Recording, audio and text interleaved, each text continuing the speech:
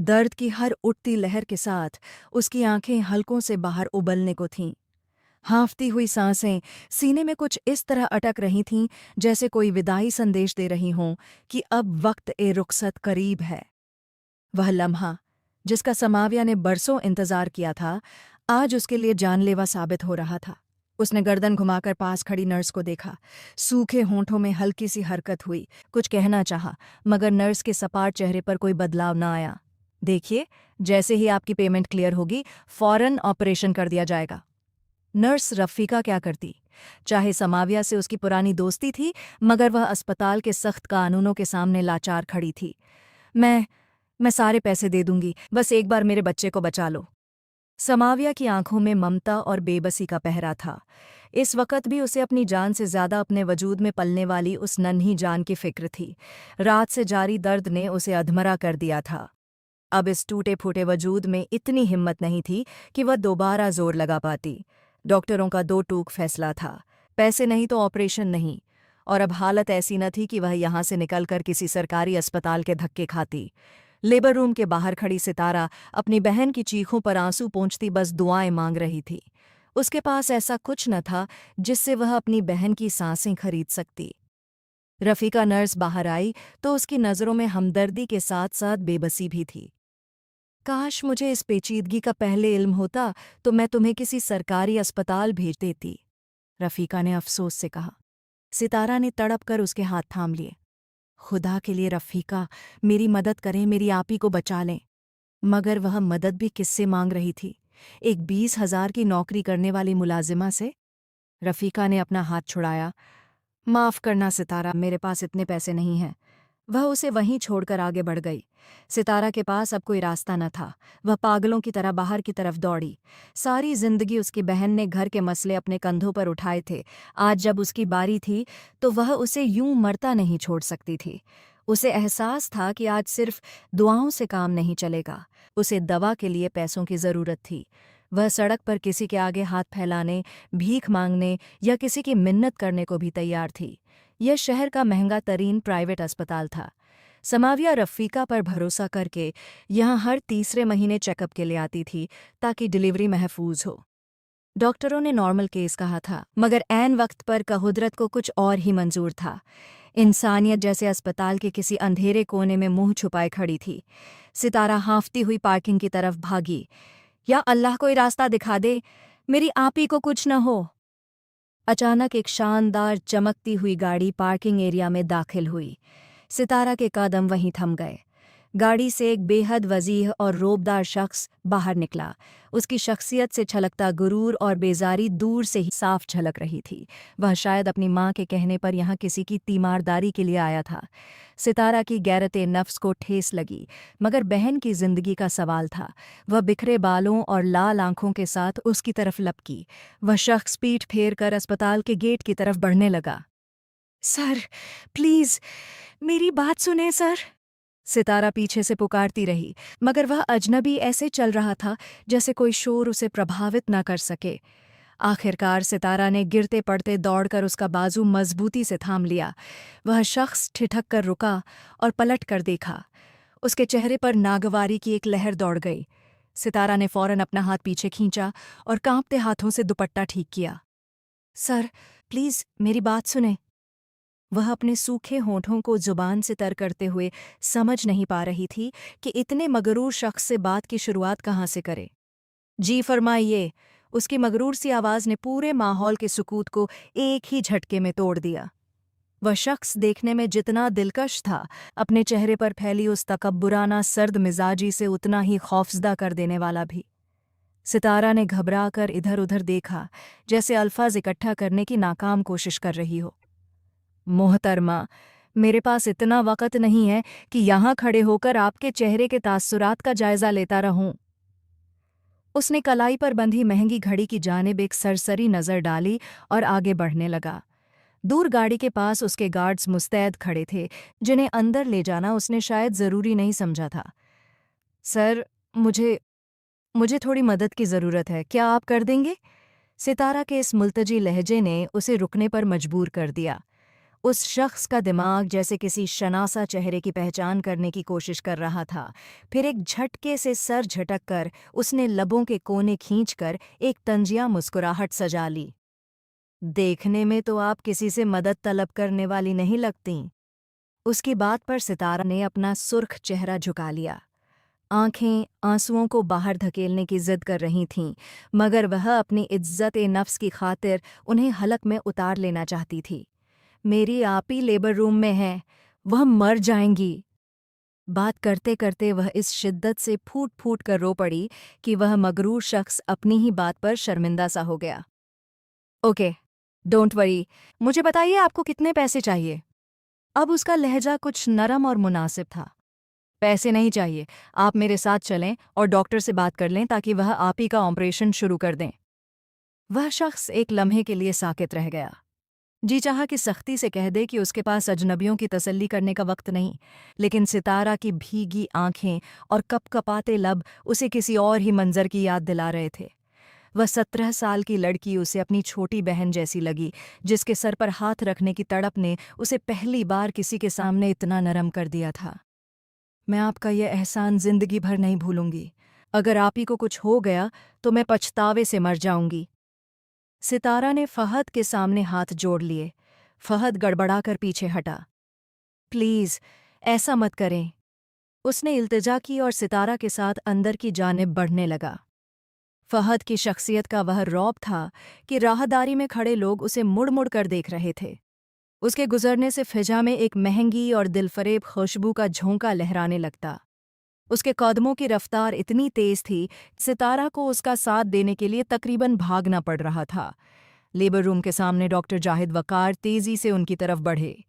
فہد نے تیکھی نظروں سے ڈاکٹر کو دیکھا اور کھردرے لہجے میں گرج کر کہا، پیشنٹ کتنی دیر سے درد سے چیخ رہی ہے اور آپ صرف اس لیے آپریشن نہیں کر رہے کہ پیمنٹ پینڈنگ ہے؟ ڈاکٹر جاہد وقار، جو کہ شہر کے مانے ہوئے ڈاکٹر تھے، اس شخص کے سامنے سر جھکائے کھڑے تھے۔ دراصل انصاری صاحب، یہ اسپتال کے رولز ہیں۔ فہد انصاری کا نام ہی کافی تھا۔ وہ چاہے تو ایک لمحے میں اس پورے اسپتال کو تالا لگوا سکتا تھا۔ بھاڑ میں گئے آپ کے رولز! کیا آپ کے رولز کسی کی جان سے زیادہ عزیز ہیں وقار صاحب؟ فہد نے غصے سے کہا۔ 1 منٹ کے اندر تیاری مکمل کریں۔ میں اس پیشنٹ کا سارا خرچہ اٹھاؤں گا، لیکن یاد رہے، اگر ماں یا بچے میں سے کسی کو کچھ ہوا تو پھر کسی ڈاکٹر کی خیر نہیں ہوگی۔ ڈاکٹر جاہد فوراً پلٹے۔ تیاری کرو، انصاری صاحب سے دستخط کروا کر پیشنٹ کو فوراً آپریشن تھیٹر منتقل کریں۔ وہ نام جو بھلایا نہ جا سکا۔ ستارہ نے اپنے ہاتھوں کی مٹھیاں بھینچ کر سینے پر دبا رکھی تھیں۔ اسے یقین نہیں آ رہا تھا کہ اس نے ایک ایسا مسیحا ڈھونڈ لیا ہے جس کے لیے اس کے پاس شکر گزاری کے الفاظ نہیں تھے۔ کچھ ہی دیر بعد نرس کاغذات لے کر آئی۔ سر، یہاں دستخط کر دیجئے۔ نرس نے فہد کی طرف کاغذ بڑھایا۔ فہد نے ایک نظر ستارہ پر ڈالی۔ آپ کے علاوہ ان کے ساتھ کوئی اور نہیں ہے؟ ستارہ نے نفی میں سر ہلا دیا۔ فہد نے دستخط کرنے کے لیے قلم اٹھایا، مگر جیسے ہی اس کی نظر کاغذ کے اوپری کونے پر لکھی تحریر پر پڑی، اس کے ہاتھ کپ کپا گئے۔ وہاں لکھا تھا، پیشنٹ کا نام سماویہ مرتضیٰ۔ ایک پل کے لیے اس کے گرد موجود دنیا تھم گئی۔ یہ وہ نام تھا جسے وہ برسوں پہلے اپنے دل و دماغ سے مٹا چکا تھا۔ اس نے دوبارہ آنکھیں پھاڑ کر دیکھا، جیسے اسے اپنی بینائی پر یقین نہ ہو۔ کیا پیشنٹ کا نام سماویہ مرتضیٰ ہے؟ اس نے دھیمے لہجے میں پوچھا، جیسے اس نام کو زبان پر لانے میں اسے برسوں کا عرصہ لگ گیا ہو۔ جی سر۔ نرس نے اس بات میں سر ہلایا اور کاغذات لے کر فوراً اندر چلی گئی۔ فہد کو ایسا لگا جیسے ہاسپٹل کی راہداریوں میں اچانک کوئی طوفان برپا ہو گیا ہو۔ دل کی دھڑکنیں کسی بغاوت پر آمادہ تھیں، مگر وہ ستارہ سے کچھ بھی پوچھنے کی ہمت نہیں کر پا رہا تھا۔ سماویہ مرتضیٰ؟ کیا یہ محض ایک اتفاق تھا یا کوئی ہم نام لڑکی؟ بے چینی اس کی رگ رگ میں زہر کی طرح سرایت کر گئی۔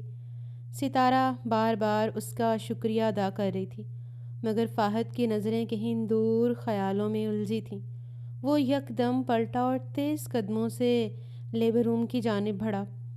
وہاں موجود عملے نے اسے روکنا چاہا، مگر اس کی جلال کے سامنے کسی کی نہ چلی۔ اس نے دروازہ کھولا تو سامنے اسٹریچر پر اسے آپریشن تھیٹر لے جایا جا رہا تھا۔ فہد نے بس ایک جھلک دیکھی، اور وہ ایک جھلک اس کی برسوں کی یادداشت کو جگانے کے لیے کافی تھی۔ سماویہ کا چہرہ دروازے کی سمت تھا۔ اس نے اپنے بوجھل ہوتی آنکھوں سے اس شخص کو دیکھا جو وہیں ساکت کھڑا تھا۔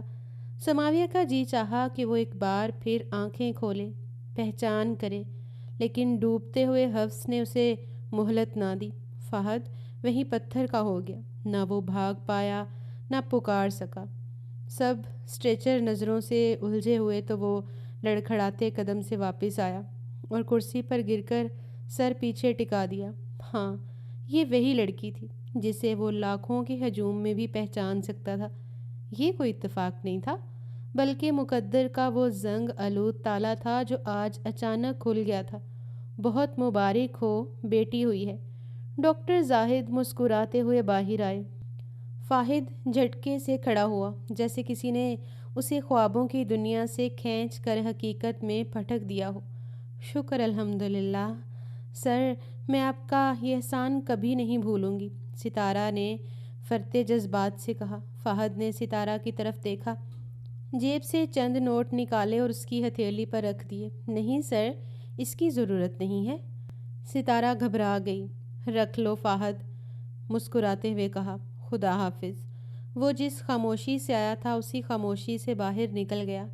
ستارہ دیر تک اس کی پشت کو دیکھتی رہی، یہ سوچ کر کہ خدا نے کیسے مہربان فرشتہ بھیجا ہے، مگر وہ یہ نہیں جانتی تھی کہ اس فرشتے کی اپنی دنیا اس ایک نام نے اجاڑ دی تھی۔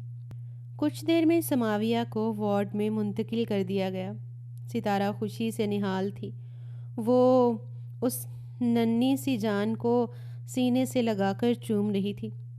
آپی، شکر ہے آپ میرے ساتھ ہیں، سماویہ نے نیم وا آنکھوں سے پوچھا۔ پیسوں کا انتظام کہاں سے ہوا؟ ستارہ نے مسکرا کر بتایا کہ کیسے ایک امیر زادے نے اس کی مدد کی، اور خاموشی سے چلا گیا۔ سماویہ کے لیے یہ بیٹی اللہ کی رحمت تھی، مگر اسے علم نہ تھا کہ اس رحمت کے ساتھ ساتھ آزمائشوں کا ایک نیا سلسلہ اس کا منتظر ہے۔ 2 دن بعد وہ ہاسپٹل سے ڈسچارج ہو کر گھر آ گئی۔ فہد ہاسپٹل کا تمام بل پہلے ہی ادا کر چکا تھا۔ گھر پہنچتے ہی سماویہ نے اپنی ماں عذرا بیگم سے پوچھا، امی، کامران نہیں آیا تھا؟ کیا آپ نے انہیں بتایا؟ عذرا بیگم نے غمگین چہرے کے ساتھ سر جھکا لیا۔ امی، سماویہ نے دوبارہ پکارا۔ کامران آیا تھا، میں بتایا کہ بیٹی ہوئی ہے، لیکن عذرا بیگم کی خاموشی آنے والی قیامت کا پتہ دے رہی تھی۔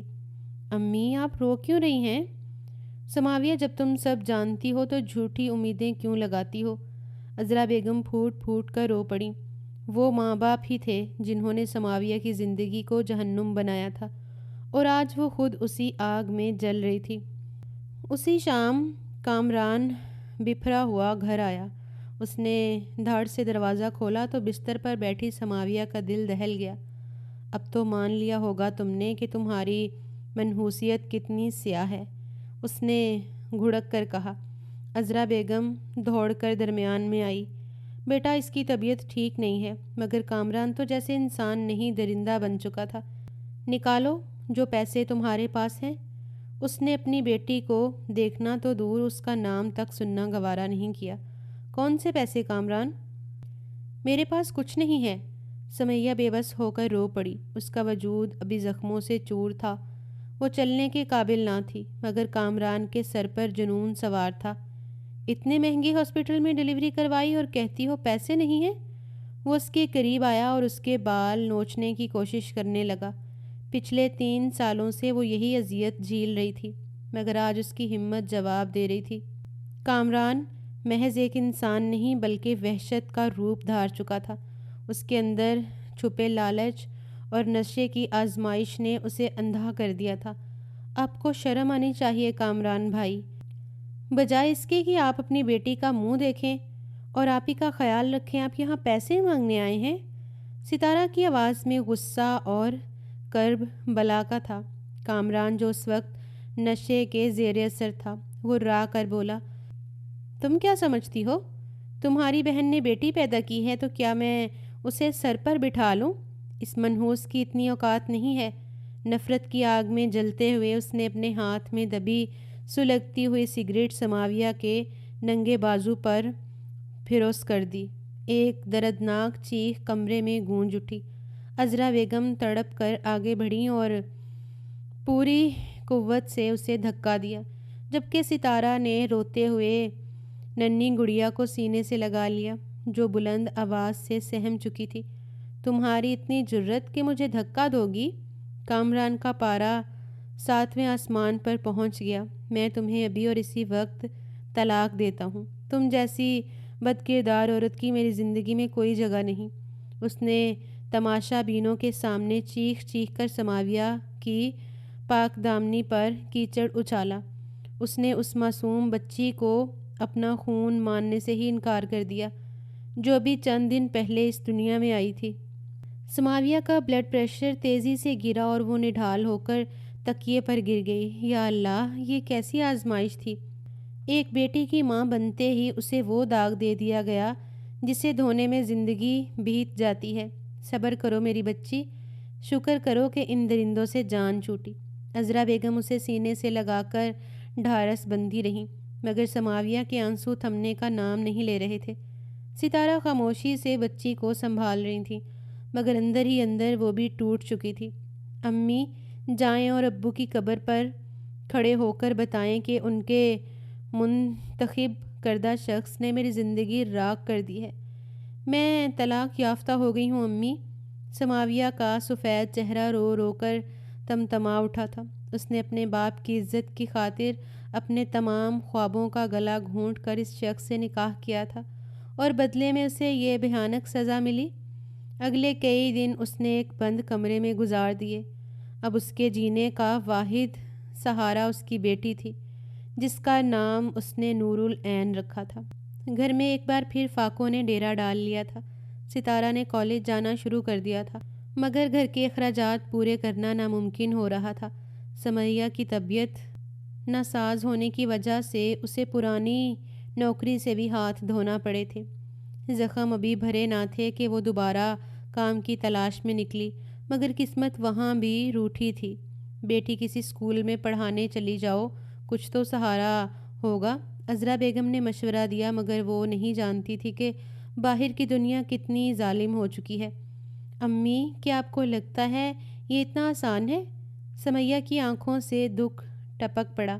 لوگ مجھے بد کردار سمجھتے ہیں۔ اس محلے کے آوارہ لڑکوں نے میرے بارے میں وہ غلیظ باتیں پھیلائی ہیں کہ اب میں کسی کو منہ دکھانے کے قابل نہیں رہی۔ کبھی کبھی زندگی انسانوں کو ننگے پاؤں کانٹوں پر دوڑنے پر مجبور کر دیتی ہے، اور وہ کانٹے صرف پیروں کو نہیں، روح کو بھی چھلنی کر دیتے ہیں۔ وہ رات سمیہ کے لیے کسی قیامت سے کم نہ تھی۔ وہ اپنی بیٹی کو گود میں لیے گھنٹوں زمین پر بیٹھی رہی، اس امید میں کہ شاید کوئی رستہ نکل آئے، شاید کوئی معجزہ ہو جائے جو اس گھٹن زدہ ماحول سے دور لے جائے۔ تمہیں لگتا ہے کہ تم حسین نہیں ہو؟ یہ تمہاری خام خیالی ہے۔ وہ سرگوشی جو برسوں پہلے اس کے کانوں میں رس گھولتی تھی، آج بھی سمیہ کے ذہن پر گہری چھاپ چھوڑ چکی تھی۔ اچھا، وہ کیسے؟ اس کی پرانی کھلکھلاتی آواز یادوں کی بند کھڑکیوں سے ٹکرائی۔ کیونکہ تمہاری کوکھ سے جنم لینے والی بیٹی اتنی حسین ہوگی کہ تمہاری نظریں اسے نہیں ہٹیں گی۔ تب تمہیں اندازہ ہوگا کہ اس کے باپ کی نظر میں تم کتنی خوبصورت ہو۔ تب سمیہ نے شرم سے اپنا لال چہرہ جھکا لیا تھا۔ آپ بہت برے ہیں، ایسی باتیں کون کرتا ہے بھلا؟ اس نے اپنے ہونٹ دانتوں کے نیچے دبا لیے تھے، اور سامنے والے نے اس کی معصوم مسکان کا صدقہ اتارا تھا۔ میں کرتا ہوں، اور پوری زندگی کر سکتا ہوں، بشرطے تم مجھے سنتی رہو۔ آج سمیہ کی آنکھوں سے آنسو ٹوٹ کر گرے۔ اس نے دیوار سے سر ٹکا کر آنکھیں بند کر لیں۔ ہاں، میں سننا چاہتا ہوں تمہاری وہ ساری سرگوشیاں، لیکن اذیت یہ ہے کہ تم اب میرے لیے دستیاب نہیں ہو۔ دور ایک عالی شان بالکونی کے اندھیرے میں کھڑا فہد انصاری سگریٹ سلگائے سر جھکائے کھڑا تھا۔ پورے 3 سال بعد اس نے سمیہ کو دیکھا تھا، مگر اس حال میں۔ سمیہ مرتضیٰ، یونیورسٹی کی وہ سب سے حسین لڑکی جس کے عشق نے فہد کی روح تک کو گھائل کر دیا تھا۔ اس دن اسے ہاسپٹل میں دیکھنے کے بعد وہ پوری رات بے مقصد سڑکوں پر گاڑی دوڑاتا رہا تھا۔ اگلی صبح اس نے سمیہ کی ساری تفصیلات نکلوا لی تھیں۔ کامران حسن وہ شخص جس کی خاطر سمیہ نے فہد کے خوابوں کی کرچیاں کر کے نکاح نامے پر دستخط کیے تھے، آج اسے بھری دنیا میں ذلیل و خوار کر رہا تھا۔ کامران نے اسے چھوڑ دیا تھا، بیٹی کو اپنانے سے انکار کر دیا تھا۔ فہد سنجیدگی سے ان کاغذات کو دیکھتا رہا۔ اسے دکھ تھا، یا شاید ایک عجیب سی کسک کہ جس ہیرا تراش نے اسے چھوڑا تھا اس نے اس مٹی میں ملا دیا تھا۔ کمرے کے دروازے پر دستک ہوئی۔ فہد اپنی شرٹ کے بٹن بند کر رہا تھا جب لائبہ اندر داخل ہوئی۔ وہ ہمیشہ کی طرح بولڈ ڈریسنگ اور گہری لپسٹک میں ایک ماڈرن وجود تھی جو کسی کے لیے بھی قابل رشک ہو سکتا تھا۔ ڈارلنگ، ہمیشہ کی طرح آج کا پلان بھی بھول گئے؟ وہ مسکراتے ہوئے قریب آئی۔ فہد کی لال آنکھوں کو دیکھ کر وہ ٹھٹکی۔ کیا ہوا؟ کافی ڈسٹرب لگ رہے ہو، طبیعت بیزار ہے؟ فہد نے پہلی بار اسے جھوٹ بولا۔ لائبہ نے عادی طریقے سے اس کے سینے پر ہاتھ پھیر دیا۔ ایٹ لیسٹ کال تو کر سکتے ہو۔ لائبہ، دور رہ کر بات کرو۔ فہد نے سختی سے اس کا ہاتھ ہٹا دیا۔ کیا فرق پڑتا ہے؟ میں تمہاری منگیتر ہوں، اتنا حق تو ہے میرا۔ وہ بستر پر اس کے قریب بیٹھ گئی۔ چلو چھوڑو، باہر چلتے ہیں۔ لائبہ، جاؤ یہاں سے، مجھے اکیلا چھوڑ دو۔ اس سے پہلے کہ وہ اور قریب آئے، فہد نے اسے خود سے دور دھکیل دیا۔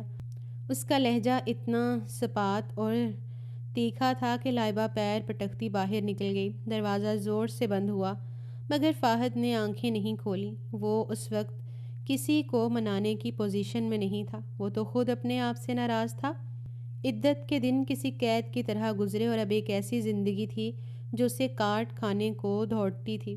رزق کی تلاش اسے ایک بار پھر انصاری انٹرپرائزز کے سامنے لے آئی۔ وہ اس شاندار بلڈنگ کے سامنے کھڑی تھی جہاں نوکری ملنے کا دور دور تک امکان نہیں تھا۔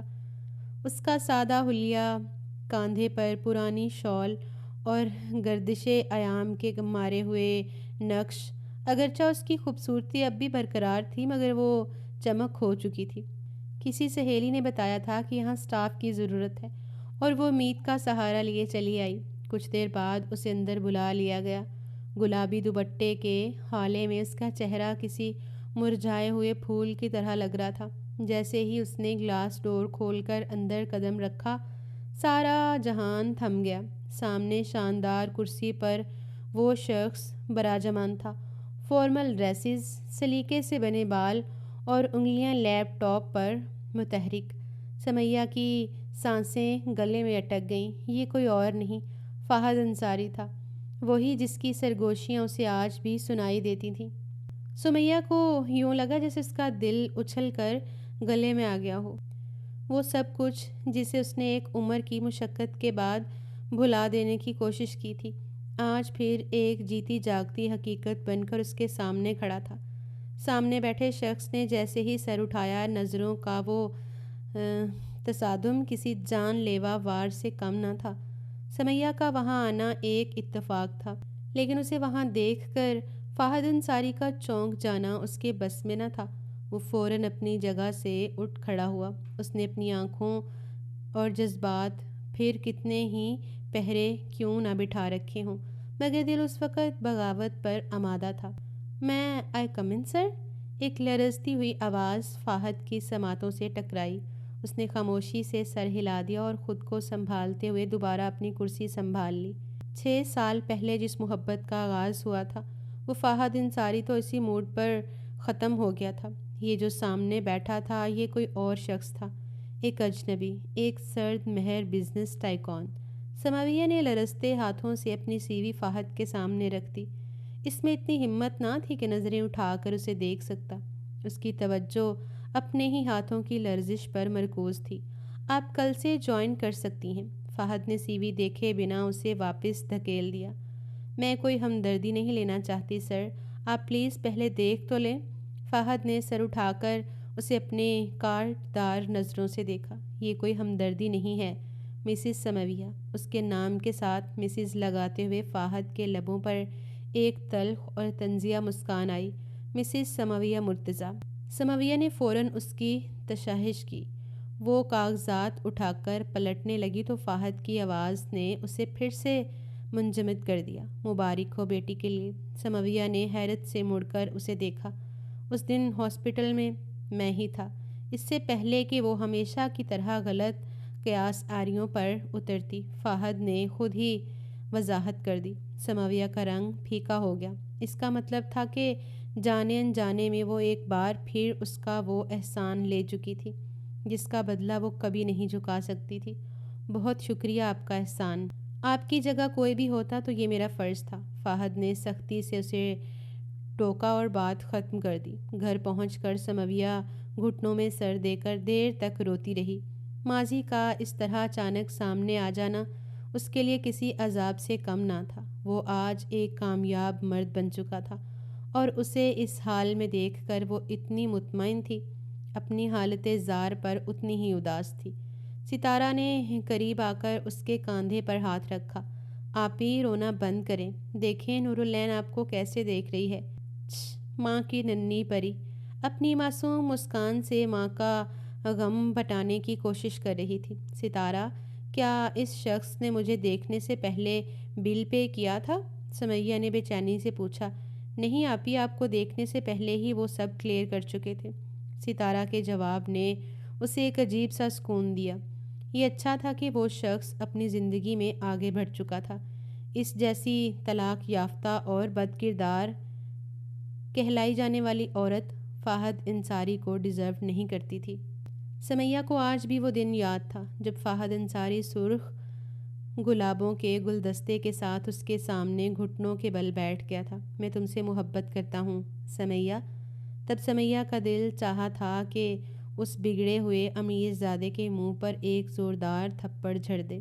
اسے لگتا تھا کہ یہ امیر لڑکے غریب مڈل کلاس لڑکیوں کو صرف اپنی جاگیر سمجھتے ہیں۔ اپنی حد میں رہیے، اگر دوبارہ ایسی حرکت کی تو میں شکایت کر دوں گی، اس نے غصے سے کہا تھا۔ مگر فہد ایک مبہم مسکان کے ساتھ اس کے سامنے آ کھڑا ہوا۔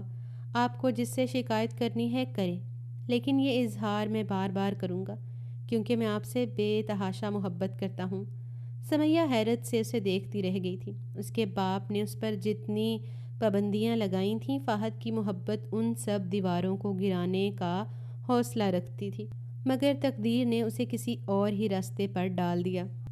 سماویہ نے اس عمر میں جو عام طور پر دل لگانے کی ہوتی ہے، کسی کی طرف آنکھ اٹھا کر دیکھنا بھی گناہ سمجھا تھا۔ اسے لگتا تھا کہ گھر سے باہر قدم رکھتے ہی اس کے باپ کی تیکھی نظریں اس کا پیچھا کر رہی ہیں۔ اسے ڈر تھا کہ اس کا ایک غلط قدم اس کی ماں کی زندگی اجاڑ دے گا، لیکن فہد انصاری وہ تو پیچھا چھوڑنے والوں میں سے نہ تھا۔ سمیہ اسے جتنا نظر انداز کرتی، اس نے طے کر رکھا تھا کہ وہ دل کے بدلے دل لے کر ہی رہے گا۔ فہد کی دہشت اور رعب کا یہ عالم تھا کہ پوری یونیورسٹی میں کسی کی ہمت نہیں تھی کہ وہ سمیہ کی طرف میلی آنکھوں سے دیکھ سکے۔ سمیہ کو جب بھی کوئی مشکل درپیش ہوتی، فہد انصاری ایک ڈھال بن کر سامنے کھڑا ہوتا۔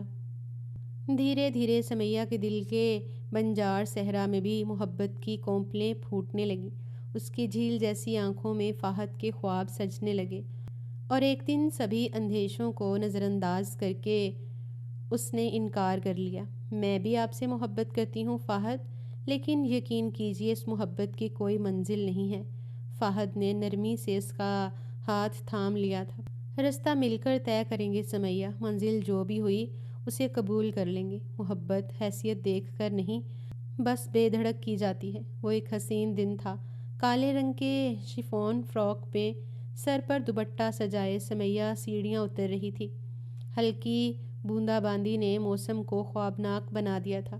اسے گھر جلدی پہنچنا تھا کیونکہ اسے اپنے باپ کے غصے کا پتہ تھا جو ہمیشہ ان تینوں ماں بیٹیوں پر بے مطلب برستا رہتا تھا۔ میں تمہیں ڈراپ کر دیتا ہوں، فہد نے قریب آ کر کہا۔ بارش کی بوندوں میں سمیہ کا حسن اور بھی نکھر آیا تھا۔ نہیں فہد، ابا گھر پر ہوں گے اور انہوں نے دیکھ لیا تو قیامت آ جائے گی۔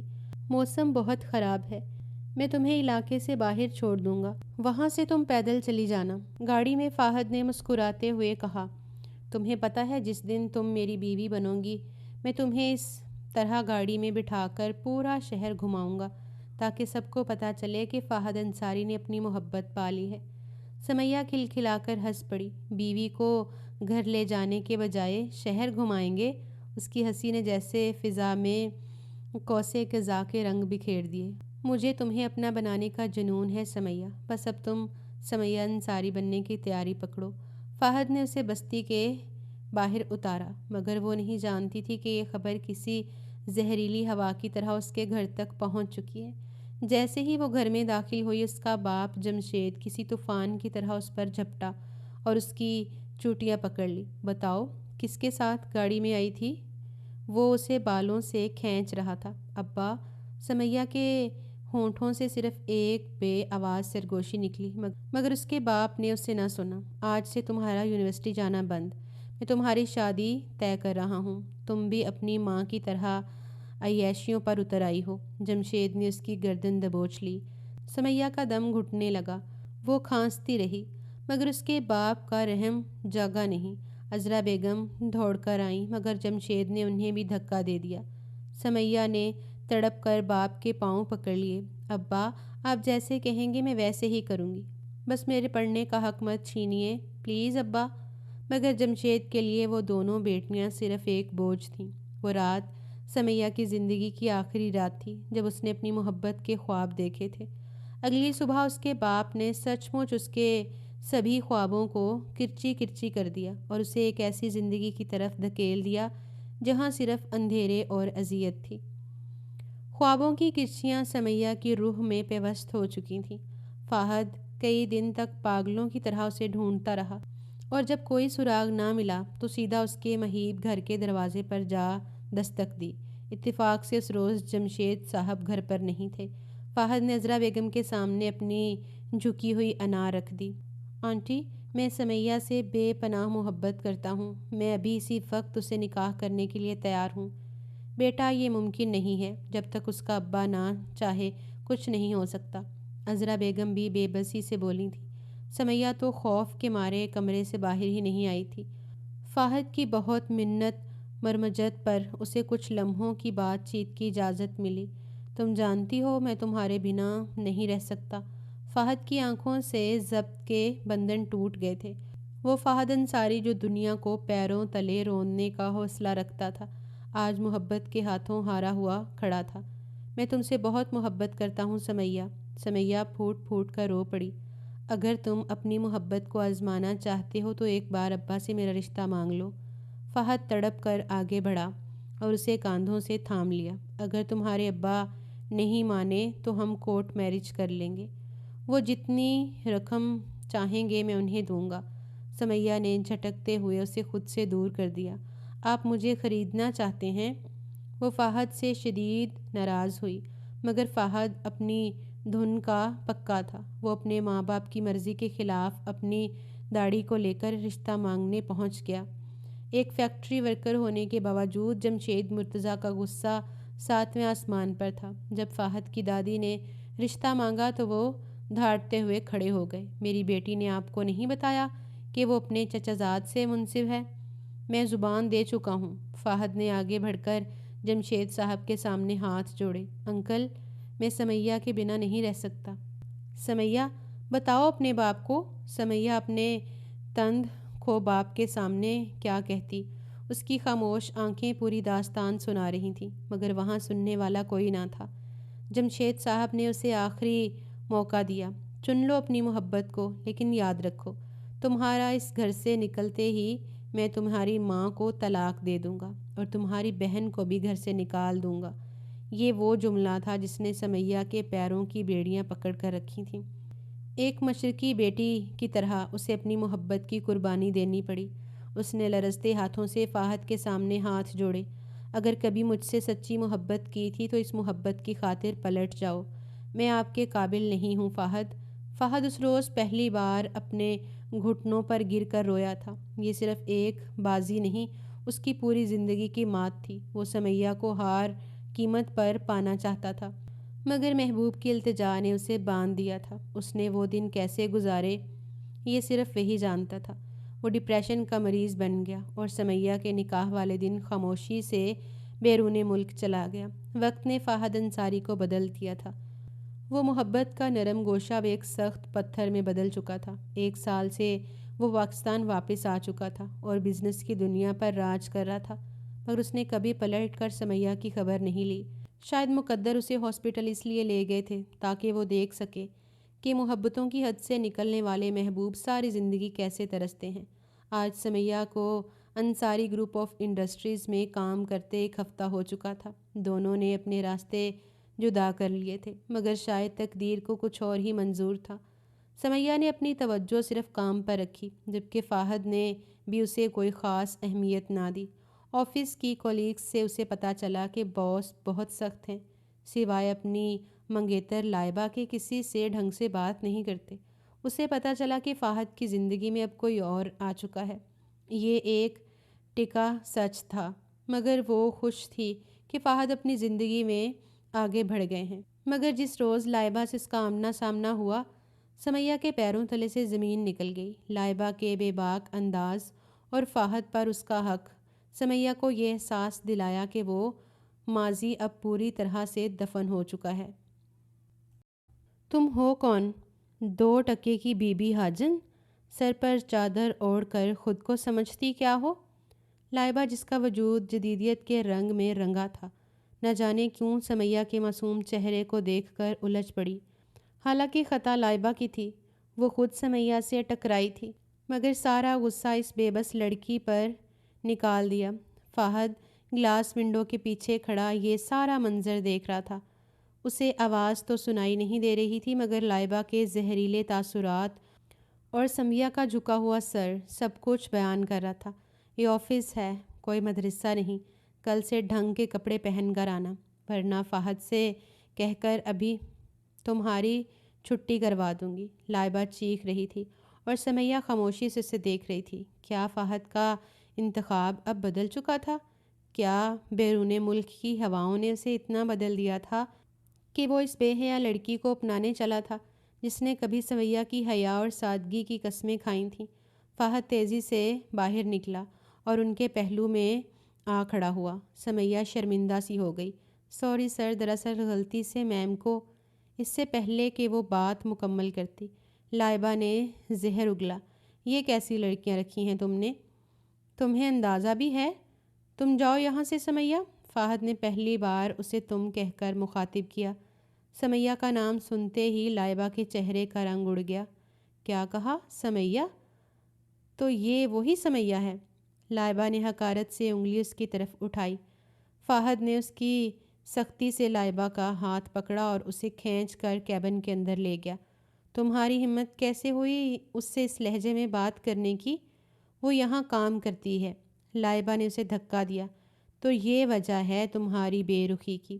تم مجھے اگنور کرتے ہو کیونکہ تمہیں اپنی پرانی محبت کو ڈھونڈ لیا ہے۔ فہد انصاری، اب تم اس آوارہ مزاج لڑکی کے لیے بد کردار کا لیبل ماتھے پر لگاؤ گے۔ لائبہ کا جملہ مکمل بھی نہ ہوا تھا کہ فہد کا ہاتھ اس کی گردن تک پہنچ گیا۔ اس نے اسے دروازے سے جا لگایا۔ خبردار اگر سمیہ کے بارے میں ایک لفظ بھی نکالا تو۔ فہد غصے سے دھاڑا۔ وہی کوئی 2 ٹکے کی لڑکی نہیں ہے، وہ صرف میری ہے۔ اس کی آواز پورے آفس میں گونج گئی۔ باہر کھڑی سمیہ کے لیے اب مزید سننا ممکن نہ تھا۔ وہ لڑکھڑاتے قدموں کے ساتھ باہر کی طرف بھاگی۔ پیچھے سے فہد کی آواز اب بھی آ رہی تھی۔ میں اسے کبھی نہیں بھلا پایا۔ وہ میرے دل کی مسند پر فیض ہے، وہ صرف میری ہے۔ سمیہ گھر پہنچی تو جسم بخار سے تپ رہا تھا اور ذہن الجھنوں کا شکار۔ اسے لگ رہا تھا کہ اس نے یہاں آ کر فہد کی زندگی میں دخل اندازی کی ہے۔ تمہیں ہمیشہ اس کا دل دکھایا ہے سمیہ، تمہیں کوئی حق نہیں ہے کہ تم اس کے نئے رشتے چھینو۔ اس نے خود کو ملامت کیا۔ 1 ہفتے تک وہ بستر سے نہ لگ سکی۔ فہد کی 100 سے زیادہ کالز آئیں، مگر اس نے ایک بھی اٹینڈ نہ کی۔ آخر کار فہد تھک ہار کر ایک بار پھر اس کے بوسیدہ گھر کی دہلیز پر آ خود کھڑا ہوا۔ عذرا بیگم اسے دیکھ کر حیران رہ گئیں۔ آنٹی، کیا میں سمیہ سے بات کر سکتا ہوں؟ اس کا لہجہ وہی تھا جو برسوں پہلے تھا۔ عذرا بیگم نے روتے ہوئے اسے اندر جانے کا راستہ دے دیا۔ فہد دہلیز پر رک کر بستر پر لیٹی نڈھال سمیہ کو دیکھ رہا تھا۔ سمیہ، اس نے جس بے قراری سے پکارا، سمیہ نے تڑپ کر اسے دیکھا۔ چلے جاؤ یہاں سے فاہد، کیوں دوبارہ میرے راستے میں آئے ہیں؟ میرے پاس آپ کو دینے کے لیے کچھ نہیں بچا۔ فاہد نے کوئی جواب نہ دیا۔ وہ خاموشی سے آگے بڑھا اور ستارہ کے سامنے اپنی تمام تر دولت اور شہرت کے باوجود سمیہ کے بستر کے پاس گھٹنوں کے بل بیٹھ گیا۔ میں آج بھی تمہارا منتظر ہوں، اس نے دھیمے لہجے میں کہا۔ سمیہ پھوٹ پھوٹ کر رو پڑی۔ میرے پاس کچھ نہیں ہے فاہد، میں اب وہ سمیہ نہیں رہی۔ میں ایک بیٹی کی ماں ہوں، ایک طلاق یافتہ عورت۔ آپ کو مجھ سے ہزاروں گنا اچھی لڑکیاں مل سکتی ہیں، اپنی زندگی برباد مت کریں۔ فاہد نے مڑ کر عذرا بیگم کو دیکھا۔ آنٹی اسے سمجھائیں، یہ کیوں نہیں سمجھتی کہ فاہد انصاری اس کے علاوہ کچھ نہیں ہے؟ میں نے یہ 7 سال کیسے گزارے ہیں؟ میرے صبر کا کچھ تو پھل ہونا چاہیے۔ اس کمرے میں خاموشی چھا گئی، مگر اس خاموشی میں ایک نئے آغاز کی آہٹ تھی۔ فاہد کا عشق اپنی منزل کے سامنے جھکا ہوا تھا اور سمیہ کی بے بسی اب دھیرے دھیرے ختم ہو رہی تھی۔ میں آج ایک بار پھر اس کے سامنے ملتجا بن کر آیا ہوں۔ آدمی اگر محبت میں ہارتا ہے تو میں ہار گیا ہوں۔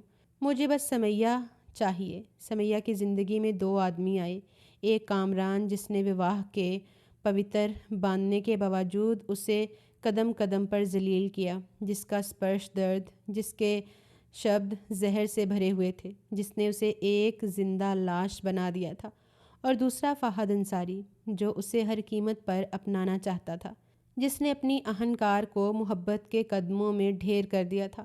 فاہد جانتا تھا کہ پریمکا سے ہار جانا اصل میں دنیا کو جیتنے کے برابر ہے۔ آخر کار پرکرتی کو بھی اس سچی محبت پر ڈھایا آ گئی۔ سمیہ نے سویکار کر لیا کہ سمے کی چکروی نے اسے چنگاری کو دبایا تھا، وہ آج بھی اس کے سینے میں پوری تویتار سے جل رہی تھی۔ بھلا فاہد انصاری جیسے بھی وقتی کو بھولنا سنبھو بھی کہاں تھا؟ اس بار فاہد اکیلا نہیں آیا تھا، بلکہ اپنی ماں باپ کے ساتھ نیامتی رشتہ لے کر عذرا بیگم کے گھر پہنچا تھا۔ اس نے سمجھیک انتار مٹا کر سمیہ کو اس کی بیٹی صحت سویکار کیا۔ وہ چھوٹی پری جس نے اپنے سکے باپ سے ٹھوکر کھائی تھی، اب اسے وہ پتا ملنے جا رہا تھا جو اس کی ماں کا دیوانہ تھا۔ سنہری رنگ کے شرارے میں ملبوس سمیہ ایک بار پھر دلہن بنی تو اس کے مرجھائے چہرے پر زندگی کے رنگ لوٹ آئے۔ ستارہ نے اسے اس محترا سے سجایا تھا کہ وہ اپنی ساری خداوت کے باوجود بے حد معصوم اور سندر لگ رہی تھی۔ صرف 25 سال کی عمر میں اس نے جیون کے وہ کٹھن دوڑ دیکھے تھے جو پتھروں کو بھی پگھلا دیں۔ وواہ پتر پر دستخط کرتے ہوئے اس کے ہاتھ کانپ رہے تھے، پر دل میں ایک سکون تھا کہ اب وہ سرکشت ہاتھوں میں ہے۔